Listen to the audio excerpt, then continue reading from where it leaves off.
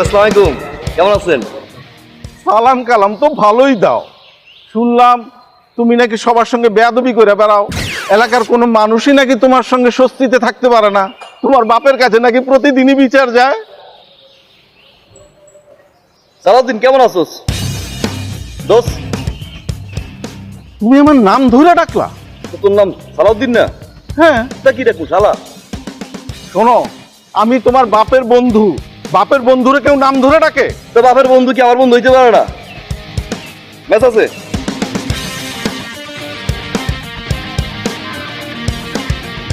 তোর সামনে সিগারেট খাম, তাকাই তাকাই দেখবি। এখন বুঝছি এলাকার মানুষ খামোখাই কয় না, তুমি আস্ত একটা বেয়াদব।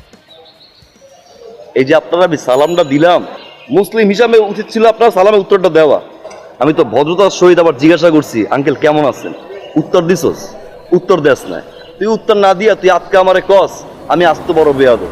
আমি তো বেয়াদব, আমি এত বড় বেয়াদব যে আমার বেয়াদবি যদি এখানতে মাপা শুরু করস, টেকনাপ গিয়ে পৌঁছাবি, তারপর আমার বেয়াদবির সীমা খুঁজে পাবি না, বুঝছস না?